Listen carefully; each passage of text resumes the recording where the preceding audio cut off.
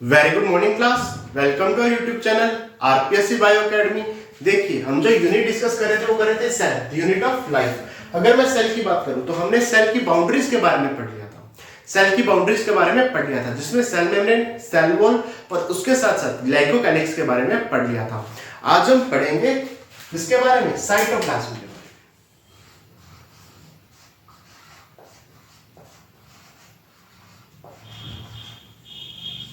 आज हम साइटोप्लाज्म के बारे में डिस्कशन करेंगे। अगर मैं साइटोप्लाज्म की बात करूं तो साइटोप्लाज्म को स्ट्रोसबर्गर ने बताया था किस साइंटिस्ट ने साइटोप्लाज्म के बारे में बताया? तो स्ट्रोसबर्गर ने बताया। कहां पाया जाता है? न्यूक्लियस और सेल मेम्ब्रेन के बीच में। न्यूक्लियस और सेल मेम्ब्रेन के बीच में पाया जाता है सर। अगर मैं साइटोप्लाज्म की बात करूं तो साइटोप्लाज्म को दो हिस्सों में बांटा गया।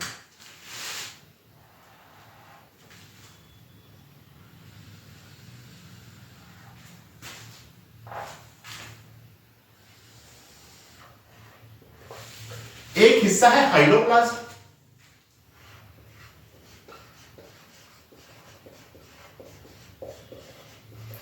आप इसे लिक्विड मैट्रिक्स कह सकते हो, यानी ये लिक्विड पार्ट है। जो सेल का लिक्विड पार्ट है ना, वो है, या लिक्विड मैट्रिक्स वाला पार्ट है।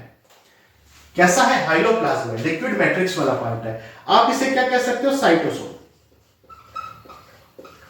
आप इसे साइटोसोल भी कह सकते हो। दूसरा कौन सा है? ट्रोफोप्लाज्म है सर।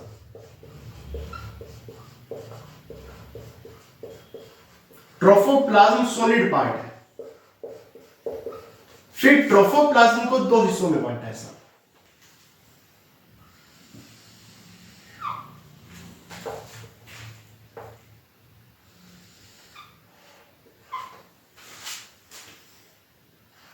एक हिस्सा आएगा सेल ऑर्गेनेल्स,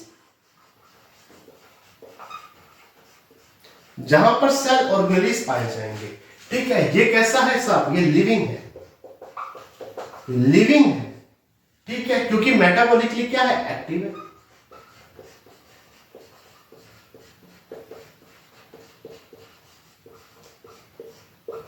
लिविंग है, मेटाबॉलिकली एक्टिव है। इसमें सभी सेल ऑर्गेनेल्स पाए जाएंगे, जैसे माइटोकॉन्ड्रिया आ गया,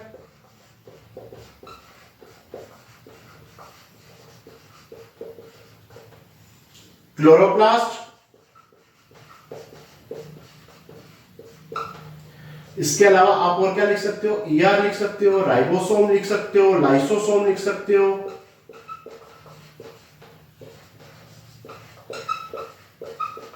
वैक्यूल लिख सकते हो, है ना? वैक्यूल लिख सकते हो। सभी सेल ऑर्गेनेल्स यहां पर आएंगे, सेल ऑर्गेनेल्स। दूसरा है ड्यूटोप्लाज्म। ये कैसा है सब? नॉन लिविंग है। इसे आगे फिर तीन हिस्सों में डिवाइड किया गया ड्यूटोप्लाज्म। ड्यूटोप्लाज्म को सबसे पहला हिस्सा जो रखा गया है वो है रिजर्व फूड, रिजर्व प्रोडक्ट या रिजर्व फूड। अपने प्रोडक्ट लिखेंगे। जो रिजर्व प्रोडक्ट सेल में पाया जा रहा है वो क्या है? ड्यूटोप्लाज्म है, जो कि नॉन लिविंग पार्ट है। इसमें फैट के रूप में, ऑयल के रूप में, नाइट्रोजीनस मटेरियल के रूप में, नाइट्रोजीनस प्रोडक्ट या मटेरियल के रूप में आप रिजर्व फूड रख सकते हो। दूसरा एक्सक्रीटरी प्रोडक्ट।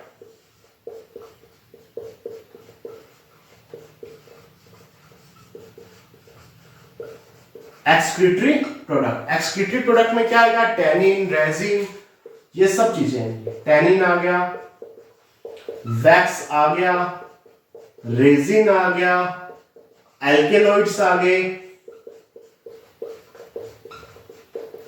और तीसरा हिस्सा है सिक्रेटरी प्रोडक्ट्स। सिक्रेटरी प्रोडक्ट,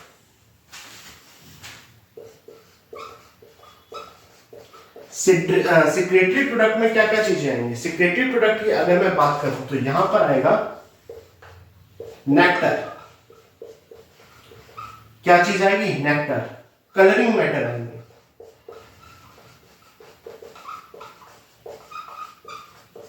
देखो, साइटोप्लाज्म के दो हिस्से कर दिए, एक तो हाइलोप्लाज्म जो कि लिक्विड मैट्रिक्स है, इसे साइटोसोल भी कहते हैं, दूसरा आ गया ट्रोफोप्लाज्म जो कि सॉलिड पार्ट है। ट्रोफोप्लाज्म के फिर दो हिस्से कर दिए, एक सेल ऑर्गेनेल्स जो कि लिविंग पार्ट है, मेटाबॉलिकली एक्टिव है, जैसे माइटोकॉन्ड्रिया, क्लोरोप्लास्ट या ribosome, lysosome, vacuole, Golgi complex, ये सब किसमें आएंगे? सेल ऑर्गेनेल्स में। ड्यूटोप्लाज्म में नॉन लिविंग पार्ट आएंगे, जैसे अगर सेल ने कोई रिजर्व फूड का रखा है, फूड को रिजर्व कर रखा है, जैसे फैट के ऑयल में, फैट के रूप में, ऑयल के रूप में, नाइट्रोजिनस प्रोडक्ट के रूप में, एक्सक्रीटरी प्रोडक्ट में क्या आएगा? टैनिन आएगा, वैक्स आएगा, रेजिन आएगा, एल्कलॉइड्स आएंगे, और सिक्रेटरी प्रोडक्ट के रूप में जो सेल सिक्रेट कर रही है, जैसे नेक्टर, कलरिंग मैटर, ये सब किसके रूप में आएंगे? सिक्रेटरी प्रोडक्ट के रूप में आएंगे। हम पढ़ेंगे सेल ऑर्गेनेल्स को।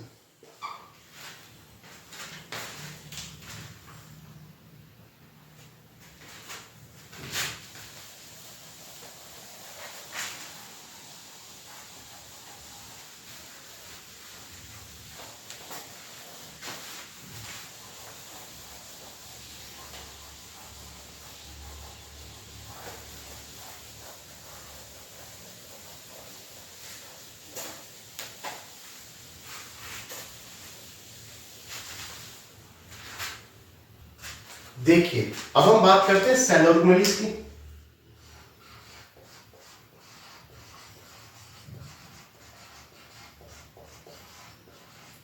अगर मैं कुछ सेल ऑर्गेनेल्स के नाम लिखूं, जिसमें सबसे पहले मैं नाम लिखूंगा एंडोप्लाज्मिक रेटिकुलम,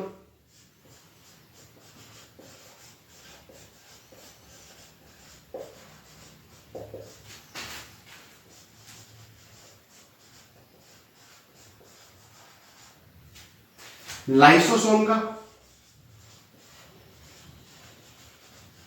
गोल्जी कॉम्प्लेक्स का,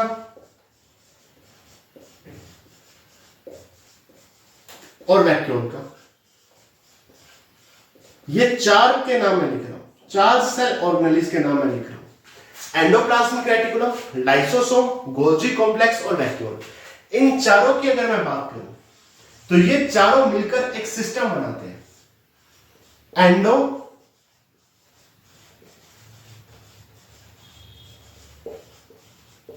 membrane system. Endo membrane system बनाने वाले कितने सेल ऑर्गेनेल्स हैं? तो चार हैं। कौन से? Endoplasmic reticulum, lysosome, Golgi complex और वैक्यूल। ठीक है। क्या माइटोकॉन्ड्रिया एंडोप्लाज्मिक एंडोमेम्ब्रेनिक सिस्टम बनाता है? नहीं। क्या प्लास्टिड एंडोमेम्ब्रेन सिस्टम बनाता है? नहीं। चार ही सेल ऑर्गेनेल्स हैं। क्यों बनाते हैं? क्योंकि इनका जो फंक्शन है ना, कोऑर्डिनेटेड फंक्शन है साहब। कैसा फंक्शन है? कोऑर्डिनेटेड। इनका फंक्शन कोऑर्डिनेटेड फंक्शन है, जिस कारण से ये चारों क्या बना रहे हैं? एंडोमेम्ब्रेन सिस्टम बना रहे हैं। ये चारों मिलकर काम करते हैं, कोऑर्डिनेट रूप में काम करते हैं। ठीक है, एक दूसरे के क्या है? कोऑर्डिनेट है। तो फंक्शन कैसा? कोऑर्डिनेटेड फंक्शन है, जिस कारण से क्या बना रहे हैं? एंडोमेम्ब्रेन सिस्टम बना रहे हैं। सबसे पहले हम बात करेंगे एंडोप्लाज्मिक रेटिकुलम की।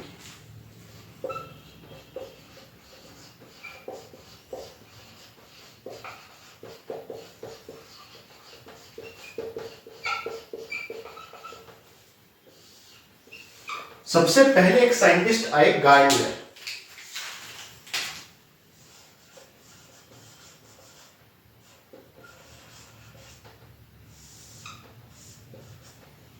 कौन से साइंटिस्ट थे साहब? गार्नियर। इन्होंने ऑब्जर्व किया। सबसे पहले किसने एंडोप्लाज्मिक रेटिकुलम को देखा? तो गार्नियर ने देखा। सबसे पहले ऑब्जर्व किसने किया? तो गार्नियर ने किया। डिस्कवरी किसने की? तो साहब एक थे पोर्टर और दूसरे थे थॉमसन। कई जगह यहां पर बी है, कई जगह पी है, तो देख लेना। पोर्टर और थॉमसन, पी और बी में कई जगह अलग अलग है, कई जगह यहां पर बी दे रखा है। पोर्टर और थॉमसन इन्होंने क्या की? डिस्कवरी की। और ये क्वेश्चन आया हुआ है, इन्होंने क्या की? डिस्कवरी की। डिस्कवरी में ऑप्शन क्या था? पोर्टर था, तो उत्तर पोर्टर गया था। ठीक है, पोर्टर और थॉमसन ने क्या की? डिस्कवरी की। और पोर्टर ने ही नाम दिया था एंडोप्लाज्मिक रेटिकुलम नाम।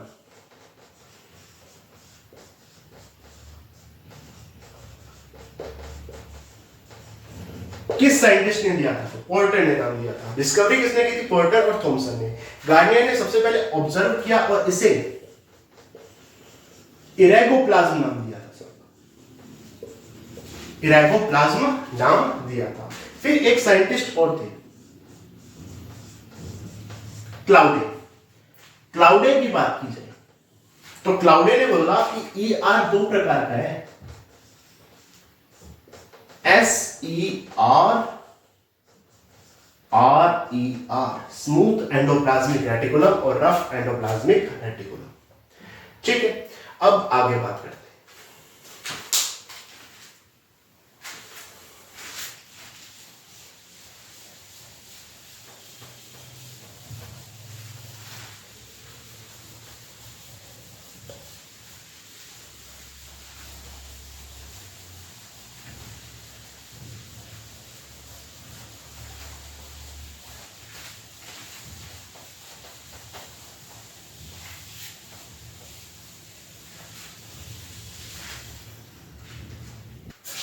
देखिए, अगर मैं आगे एंडोप्लाज्मिक रेटिकुलम की बात करूं,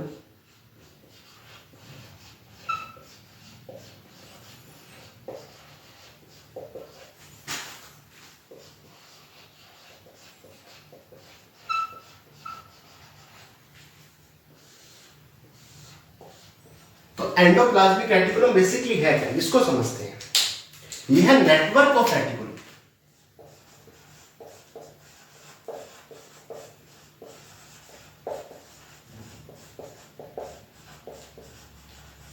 नेटवर्क है किसका? रेटिकुलम का, जाल का एक नेटवर्क है of tiny tubular structure. Tiny tubular structure.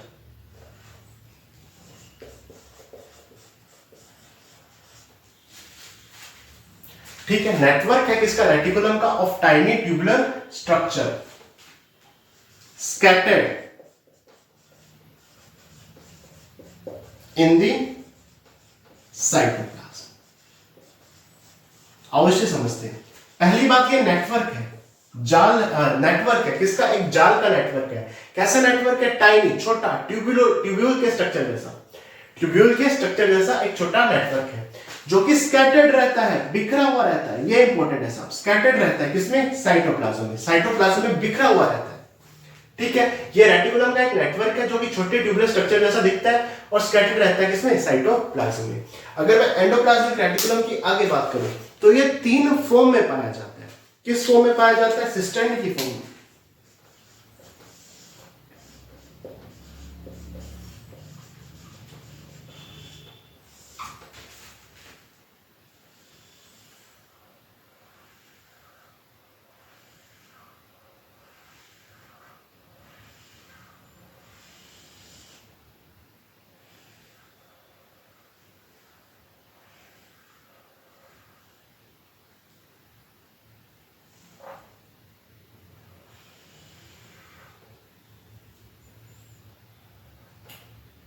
सब ये है सिस्टर्नी। क्या है? सिस्टर्नी।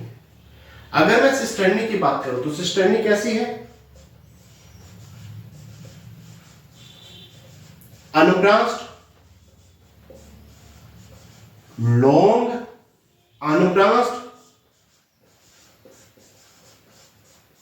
स्टैक्स यानी गड्डियों के रूप में,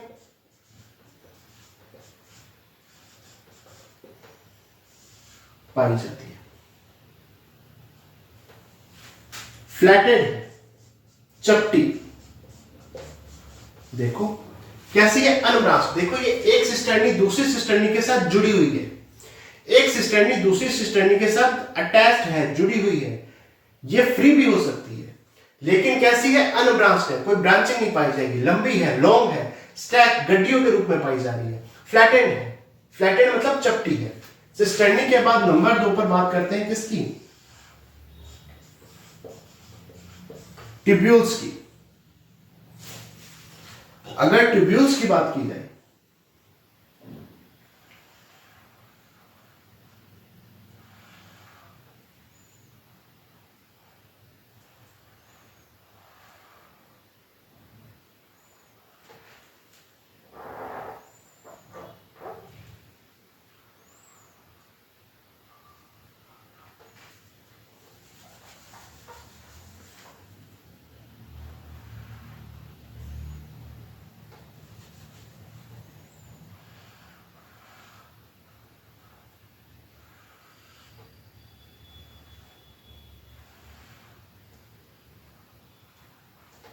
तो कुछ इस तरह के स्ट्रक्चर ट्यूब्यूल्स के रूप में पाई जाएगी। ठीक है, कैसा है, ब्रांच्ड है। कई बार ये ट्यूब्यूल्स सिस्टर्नी के साथ जुड़ी हो जाती है, एसोसिएटेड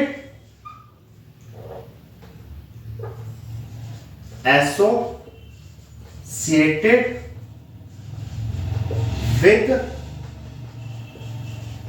सिस्टर्नी, या ये कैसे रह सकती है, फ्री भी रह सकती है। ब्रांच्ड है, सिस्टर्नी के साथ जुड़ी हुई भी रह सकती है, कैसे रह सकती है, फ्री भी रह सकती है। तीसरी है वेसिकल।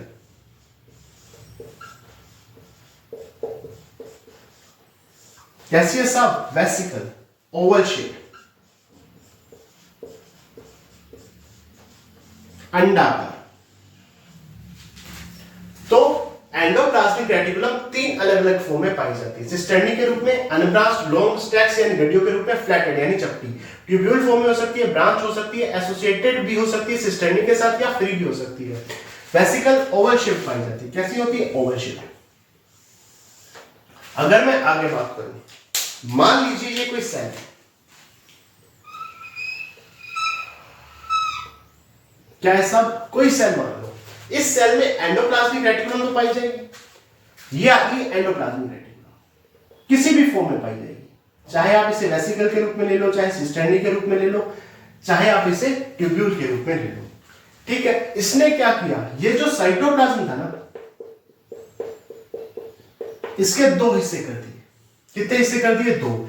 एक वो साइटोप्लाज्म जो इसके अंदर स्थित है, इसे बोला ल्यूमिनल साइटोप्लाज्म, और एक वो साइटोप्लाज्म जो इसके बाहर स्थित है, एक्स्ट्रा ल्यूमिनल।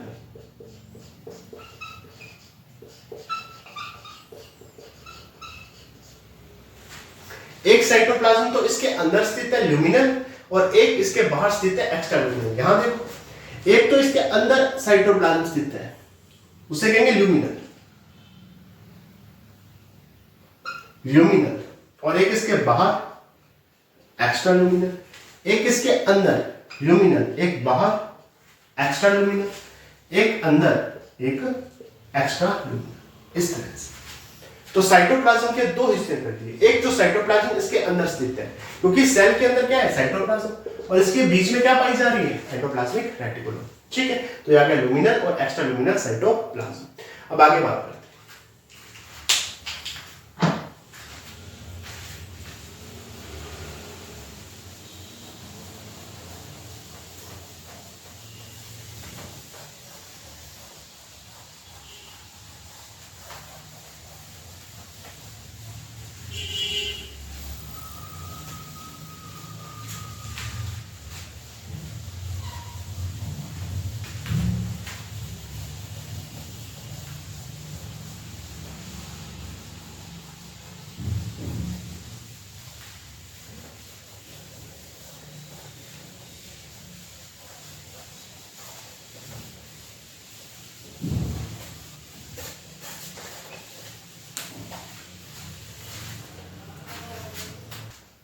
देखिए, अगर मैं आगे ईआर की बात करूं, एंडोप्लाज्मिक रेटिकुलम की बात करूं, तो इसमें बहुत सारे एंजाइम्स पाए जाते हैं।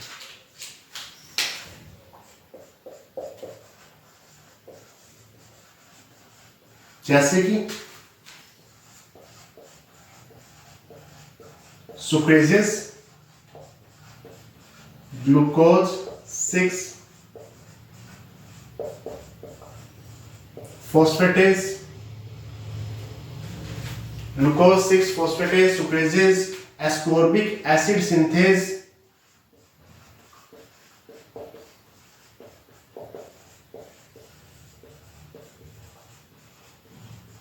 और कौन सा एंजाइम है सब, मैग्नीशियम एक्टिवेटेड एटीपीएस।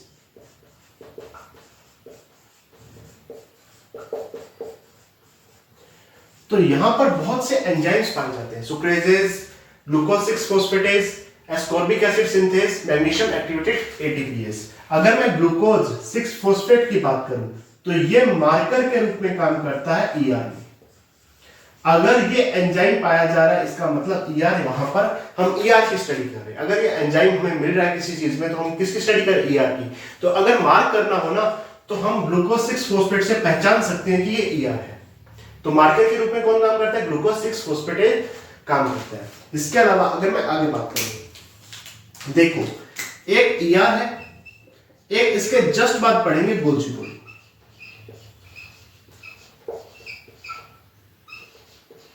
क्या पढ़ेंगे? Golgi body.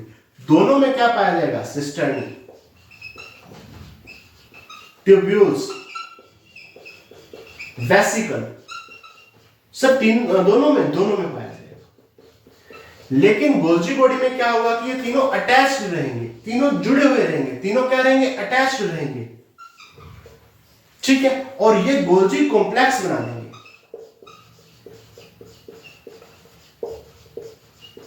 जबकि ईआर में स्कैटर्ड है, बिखरे हुए हैं। कैसे है? स्कैटर्ड है, बिखरे हुए हैं, आइसोलेटेड है, एक दूसरे से अलग अलग है, आइसोलेटेड है, स्कैटर्ड है, बिखरे हुए हैं। और ये क्या बनाएंगे? System of membrane, system of membrane बनाएंगे, ठीक है। तो कोई पूछ ले कि साहब सिस्टर्नी, ट्यूब्यूल्स और वेसिकल तो गोल्जी बॉडी में पाए जाते हैं, लेकिन वो अटैच्ड होते हैं, इसीलिए वो गोल्जी कॉम्प्लेक्स बनाते हैं। जबकि ईआर में आइसोलेटेड रहते हैं। कैसे रहते हैं? आइसोलेटेड, स्कैटर्ड, बिखरे हुए रहते हैं। ये सिस्टम ऑफ मेम्ब्रेन बनाते हैं। अब हम बात करते हैं एससीआर और आरईआर की।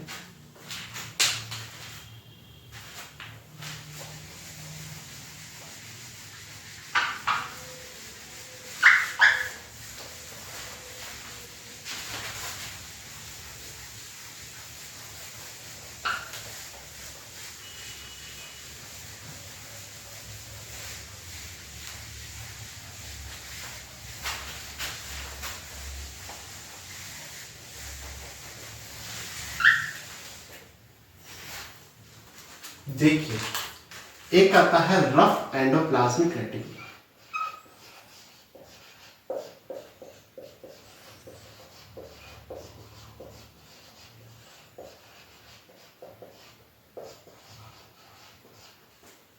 एक आता है स्मूथ एंडोप्लाज्मिक रेटिकुलम।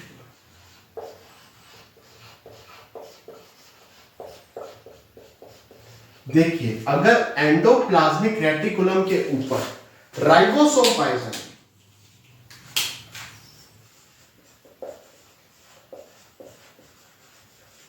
राइबोसोम पाए जाएंगे, कौन से राइबोसोम? 80S प्रकार के राइबोसोम पाए जाएंगे, तो कैसा होगा? रफ एंडोप्लाज्मिक रेटिकुलम होगा। अगर राइबोसोम नहीं पाए जा रहे तो कैसा है साहब? स्मूथ एंडोप्लाज्मिक रेटिकुलम है। तो राइबोसोम की प्रेजेंस के आधार पर कैसा है? रफ। राइबोसोम पाए जा रहे हैं तो कैसा है? रफ। ग्रैन्यूल्स पाए जा रहे हैं तो इसे ग्रैन्युलर एंडोप्लाज्मिक रेटिकुलम भी कहते हैं, ग्रैन्युलर एंडोप्लाज्मिक रेटिकुलम भी कहते हैं, ठीक है। यहां पर ग्लाइकोप्रोटीन पाई जाती है। दूसरी चीज क्या है? कौन सी ग्लाइकोप्रोटीन? राइबोफ्लोरिन। राइबोफ्लोरिन फर्स्ट एंड सेकंड पाई जा रही है साहब। यहां पर ग्लाइकोप्रोटीन नहीं पाई जाती। यहां पर तो ग्लाइकोप्रोटीन पाई जा रही है, राइबोफ्लोरिन पाई जा रही है, फर्स्ट और सेकंड पाई जा रही है, यहां पर नहीं पाई जाती। अगर मैं आगे बात करूं तो यहां पर अगर राइबोसोम पाए जा रहे हैं तो राइबोसोम क्या करेंगे? Protein synthesis.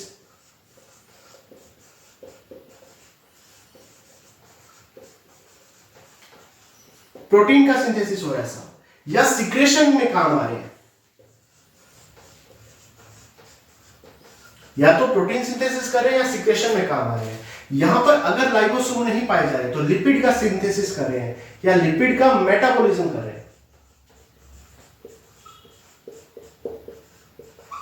लिपिड का मेटाबॉलिज्म कर रहे हैं, लिपिड का सिंथेसिस कर रहे हैं, या जो स्टेरॉइड हार्मोन है उनका सिंथेसिस करते हैं। स्टेरॉइड हार्मोन का क्या करते हैं? सिंथेसिस करते हैं।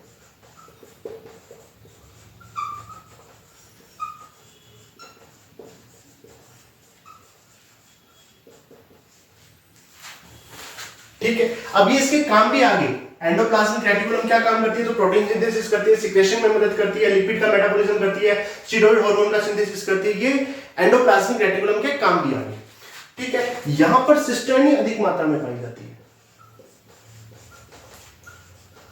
ये इंपॉर्टेंट है साहब, ये क्वेश्चन है कि रफ एंडोप्लाज्मिक रेटिकुलम में सबसे ज्यादा क्या पाया जाता है, तो सिस्टर्नी, जबकि यहां पर ट्यूब्यूल्स ज्यादा पाए जाते हैं।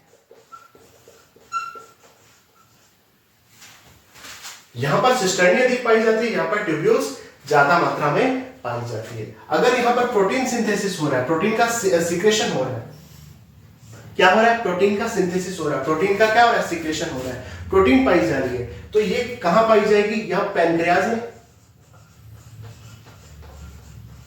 लीवर में। यहां पर अगर लिपिड का सिंथेसिस हो रहा है तो कहां पाई जाएगी, एडिपोज टिश्यू में।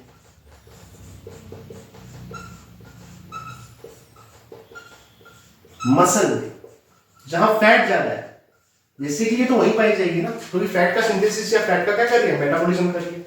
राइबोसोम पाए जा रहे हैं, राइबोसोम नहीं पाए जा रहे, ग्रैनुलर एंडोप्लाज्मिक रेटिकुलम बोलते हैं।